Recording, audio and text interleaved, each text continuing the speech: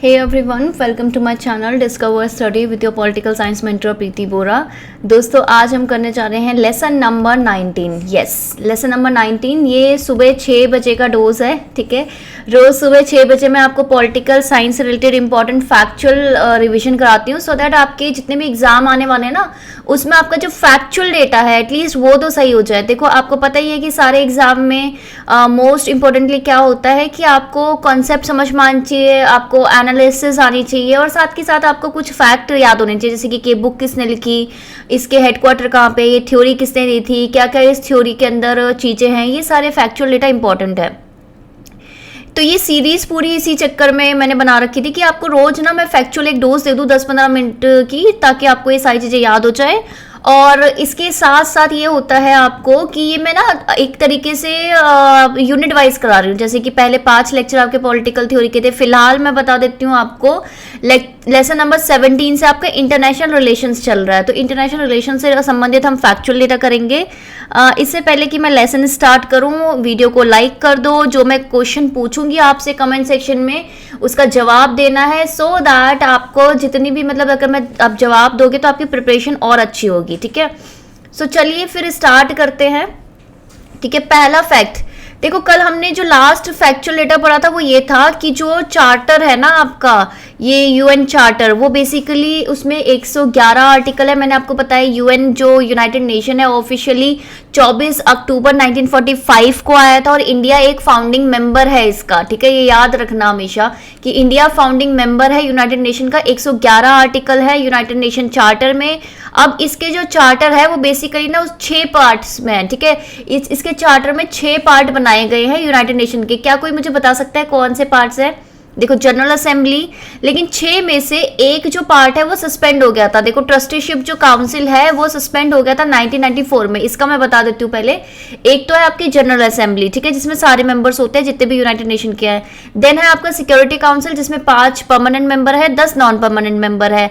Then हो गया आपका इकोसॉक, इकोनॉमिक एंड सोशल काउंसिल। ठीक है, फिर हो गया आपका ICJ, international court of justice. फिर हो गया आपका सेक्रेटेरिएट। ठीक है, ये तो आपके हो गए 5 जो काउंसिल्स हैं। उसके अलावा एक ट्रस्टीशिप काउंसिल था जिसका मेन काम ये था कि यार जो नेशंस, ठीक है, थोड़े बहुत उसमें 11 कंट्रीज तकरीबन रखी हुई थी, कि यार ये इनको ना सक्सेसफुल ट्रांजिशन करना है डेमोक्रेसी में। और जब ये 1994 में हो गई सबकी सक्सेसफुल ट्रांजिशन, तो इसको सस्पेंड कर दिया गया। राइट, जितने भी मेंबर्स हैं ना आपके यूनाइटेड नेशन के, वो सारे पार्ट हैं जनरल असेंबली के। ये तो आप सभी को पता होगा।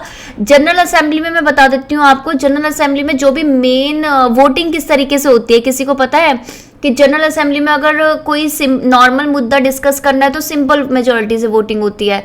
अगर कुछ इंपॉर्टेंट मसला डिस्कस करना है तो 2/3 मेजोरिटी से वोटिंग होती है। ये पूछा गया था, इसलिए मैं ये तथ्य आपको बता रही हूँ, ये फैक्ट बता रही हूँ, याद रख लेना। ठीक है, सिक्योरिटी काउंसिल में अगर मैं वैसे बोलूं कि पहले पता है 11 मेंबर्स होते थे, लेकिन अब कितने मेंबर हैं? 15 मेंबर है। 15 में से जो 5 मेंबर हैं वो परमानेंट है। कौन कौन से? यूएसए, यूके, फ्रांस, चाइना और रशिया। ठीक है, पहले यूएसएसआर था, उसको रिप्लेस किया रशिया ने। एंड 10 नॉन परमानेंट मेंबर है। नॉन परमानेंट मेंबर का आपको पता ही है कि 2 साल का पूरा टेन्योर होता है। फिलहाल अगर मैं 2021-22 की बात करूं तो इंडिया के पास भी नॉन परमानेंट जो अभी फिलहाल मेंबरशिप है। इनफैक्ट सिक्योरिटी काउंसिल में क्या होता है कि हर महीने ना प्रेसिडेंसी होती है। ठीक है, तो आपको इंडिया को पिछले साल अगस्त में मिली थी और इस साल दिसंबर में मिलने वाली है। राइट, और इंडिया शायद से 8 बार इसमें नॉन परमानेंट मेंबर रह चुका है। जनरल असेंबली क्या करती है? अपॉइंट करती है नॉन परमानेंट मेंबर, वोटिंग के थ्रू होते हैं, आप ही को सभी को पता है। ईच मेंबर जो भी काउंसिल में है उसका एक वोट होता है। कौन सी council? United Nation Security Council में हर एक मेंबर का एक वोट होता है। अब एक वोट होता है, लेकिन आपको क्या होता है कि जितने भी 5 परमानेंट मेंबर है ना, कोई भी इंपॉर्टेंट अगर मसला डिस्कस करना है तो उनकी सहमति होनी चाहिए, यानी कि उनकी वोटिंग होनी चाहिए। अगर उन्होंने किसी ने वीटो कर दिया कि नहीं, कि भाई नहीं ये डिसीजन नहीं होगा, तो फिर चाहे 14 लोग मान क्यों ना गए हो, वो डिसीजन नहीं होगा। इस तरीके से ही सिस्टम चलता है। ठीक है, इंटरनेशनल कोर्ट ऑफ जस्टिस। ठीक है, इंटरनेशनल कोर्ट ऑफ जस्टिस में मुझे बताओ, इसमें अच्छा ये भी है, यूएनएससी में जो भी मेजर डिसीजन लिए जाते हैं ना, उसमें कितनी वोटिंग, कितनी मेजोरिटी चाहिए होती है? तो 3/5 मेजोरिटी चाहिए होती है। ठीक है, 3/5 चाहिए होती है, ये बिल्कुल ध्यान रखना।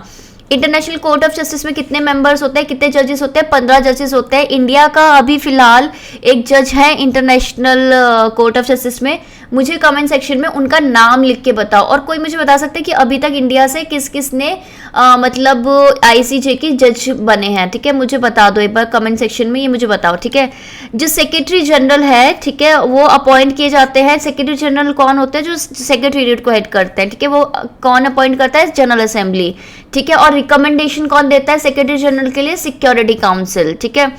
General secretary general is the UN chief administrative officer, ठीक है, यूएन के जो चीफ महासचिव संयुक्त राष्ट्र मुख्य प्रशासनिक अधिकारी होते हैं, राइट। नेक्स्ट, ह्यूमैनिटेरियन इंटरवेंशन का ईयर कौन सा होता है? 1990 में सबसे मेजर 1990s का जो पूरा डेकेड हुआ था ना, वो पूरा क्या था, उसमें बहुत ज़्यादा ह्यूमैनिटेरियन इंटरवेंशन हुए थे। इसमें ना आपको मैच द फॉलोइंग में करने को आता है कि यार 94 में कौन सी कंट्री में ह्यूमैनिटेरियन इंटरवेंशन किया था, ये सारी चीज़ें वो मैं भी कराऊंगी, ठीक है।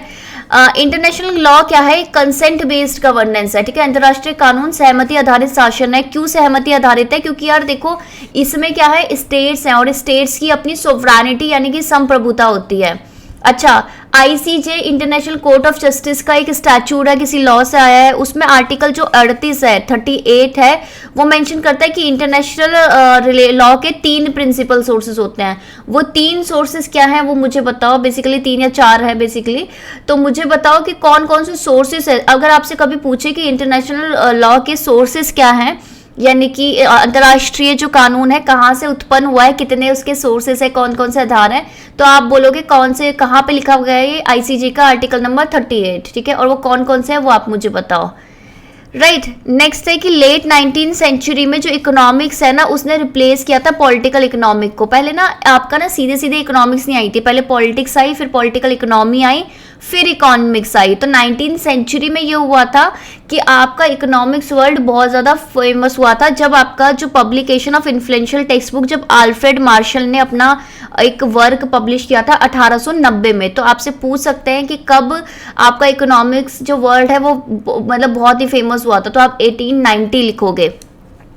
1994 Bretton Woods agreement was negotiated before, ठीक है, 1994 नहीं है ये, 1945 में हुआ था Bretton Woods agreement. Bretton Woods किसके लिए हुआ था? कि बेसिकली कि आपके ब्रिटेन वुड्स किस इसलिए हुआ था कि एक नया अंतर्राष्ट्रीय व्यवस्था चाहिए, एक नया अंतर्राष्ट्रीय सिस्टम चाहिए। उस सिस्टम को लाने के लिए ब्रिटेन वुड्स सिस्टम आया था। ब्रिटेन वुड में बेसिकली 2 चीज़ें आई थी, international monetary fund and world bank, ठीक है। वर्ल्ड बैंक की बात कर रही हूँ मैं, वर्ल्ड बैंक ग्रुप की बात नहीं कर रही, ठीक है। जब आपका सेकेंड वर्ल्ड वॉर खत्म हो गया था तब 15 अगस्त 1971 को यूएस प्रेसिडेंट रिचर्ड निक्सन ने सस्पेंड कर दिया था link between US dollar and gold which was critical element of Bretton Woods monetary system. उन्होंने बोला था कि यार देखो पहले क्या होता था कि गोल्ड एक पैरामीटर की तरह यूज होता था, एक्सचेंज वैल्यू की तरह, कि यार तुम्हारे रुपए की वैल्यू क्या है, गोल्ड की वैल्यू से तुम कंपेयर करते थे। लेकिन धीरे धीरे आपको पता है कि वो रिप्लेस हो गया था डॉलर में, ठीक है। कि अब आप कैसे कंपेयर करते हो अंतर्राष्ट्रीय स्तर पे? कि डॉलर की वैल्यू से। तो ये आपका जो सिस्टम है ये रिप्लेस हो गया था, ये दोनों में गोल्ड और डॉलर में जो लिंक है वो हट गया था। कब? 15 अगस्त 1971। कौन से प्रेसिडेंट थे? Richard Nixon. Next, world trade organization officially कब आया है? 1 जनवरी 1995। कौन से एग्रीमेंट में साइन करके आया था ये मुझे बताओ, ठीक है। कौन सी कॉन्फ्रेंस हुई थी ये आप मुझे कमेंट सेक्शन में बताओ।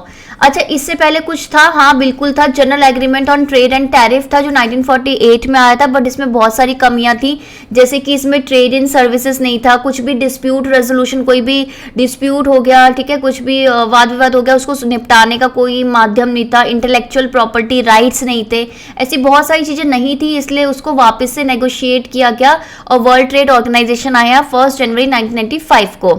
अच्छा, तो पहली मीटिंग कब हुई थी वर्ल्ड ट्रेड ऑर्गेनाइजेशन की? वर्ल्ड ट्रेड ऑर्गेनाइजेशन की जो फर्स्ट मिनिस्ट्रियल कॉन्फ्रेंस हुई थी वो सिंगापुर में हुई थी, ठीक है। सिंगापुर में हुई थी कब? 1996 में, ठीक है। G20 कब आया था? G20 1999 में आया था, राइट। G20 की पहली समिट कहाँ हुई थी? बर्लिन में। बर्लिन कहाँ पे है? जर्मनी में। कब? दिसंबर 1999 में, ठीक है। फर्स्ट जो G20 की समिट थी वो किसने होस्ट की थी, ठीक है, किसने होस्ट आयोजित की थी? तो आपके बोलोगे फाइनेंस मिनिस्टर ऑफ जर्मनी तो है ही, क्योंकि आपको पता है बर्लिन में हुई है, बट उसके साथ साथ आपके कनाडा भी था, right. Next, European union is represented by European commission and bye European central bank in G20। G20 में आपको पता है 20 सबसे डेवलप्ड और डेवलपिंग कंट्रीज हैं। इसमें 19 तो कंट्रीज हैं और एक आपका क्या है, यूरोपियन यूनियन। यूरोपियन यूनियन का जो प्रतिनिधित्व है वो कौन करता है, वो करता है यूरोपियन कमीशन या फिर यूरोपियन सेंट्रल बैंक।